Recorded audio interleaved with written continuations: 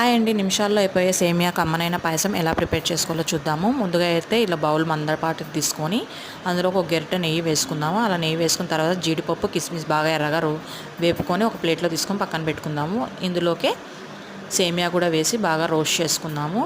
ముందుగా పాలు వేయకోకుండా ఇలా వాటర్ వేసుకొని ఒక 50% దాకా సేమియాను ఉడికించుకుంటే పాలు వేసినా కూడా చిక్కబడకోకుండా సేమియా ఉంటుంది. ఈ టిప్ ఫాలో అవ్వండి. సేమియా పాయసం ఎప్పుడు చిక్కబడుకోకుండా చల్లారిన కూడా ఉంటుంది. ఇప్పుడు ఇందులోకి అలాగే చక్కెర వేసుకుందాము. సేమియా అంతా ఉడికిన తర్వాత అలాగే ఇందులోకి ఒక 2 యాలక్కలు వేసుకుందాము దంచి.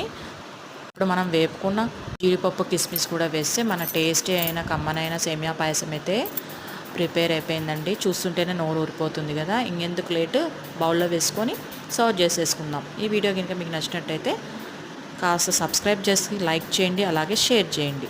ఈ వీడియో కింద పచ్చి కొబ్బరితో లడ్డూలు ఇచ్చినాను, చూసేయండి.